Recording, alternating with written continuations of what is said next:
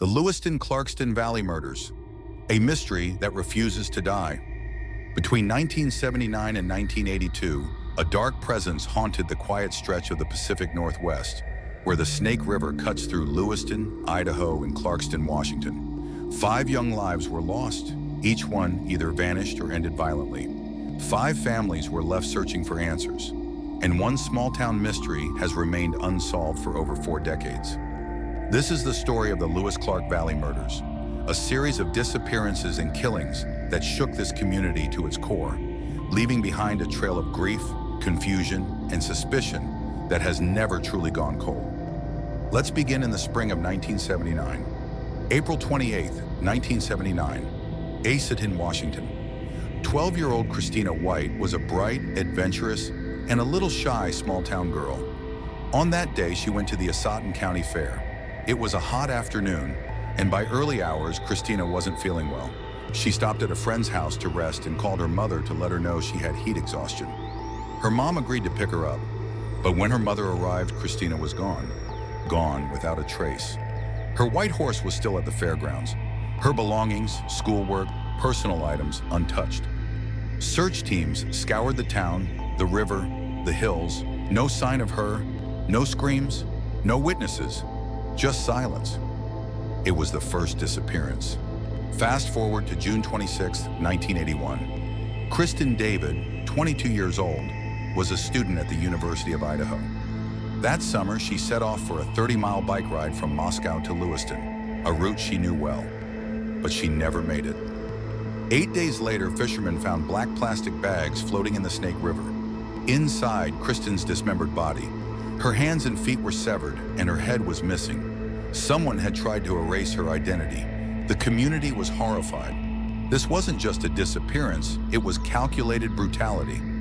Authorities launched a murder investigation, but there were no strong leads, no motive, and no suspect. Kristen had no known enemies, no secret life, but she did have one thing in common with the others in this story: a connection to the Lewiston Civic Theater. September 12, 1982, Lewiston, Idaho. It was a Sunday evening when Christina Nelson, 21, and her stepsister Jacqueline Brandy Miller, 18, decided to walk to the grocery store just a few blocks away. They never returned. That same night, Stephen Pearsall, 35, was dropped off at the Lewiston Civic Theater, where he worked as a janitor. He told friends he'd practice his clarinet, do some laundry, and head home. He never made it either. 3 people, same night, same small town. 2 years later, the partial remains of Nelson and Miller were discovered down an embankment near Kendrick, Idaho. Their bones scattered and degraded. The cause of death? Never officially determined, but homicide is suspected. Stephen Pearsall's body has never been found. 5 people, gone. 4 confirmed dead. 1 still missing, all young, all local, all vanishing within a 30-mile radius. Then something strange happened. Investigators noticed a pattern. Nearly all of the victims were linked to the same theater, the Lewiston Civic Theater. Christina White disappeared after visiting a friend's house. That house, owned by a man who worked at the theater. Kristen David had performed there. Christina Nelson and Brandy Miller, both had been part-time employees. Stephen Pearsall, the janitor. What are the odds? Authorities began asking tough questions. Was there a serial predator lurking behind the curtain? Someone using the safety and creativity of a small-town theater as a cover? One person of interest emerged, a man who had worked at the theater during all of the incidents. He knew each of the victims or was connected to them through mutual ties. He even lived in the same home where Christina White was last seen alive. But there was a problem: no physical evidence. The case files were old. The bodies, if found at all, were too decomposed. And the person of interest?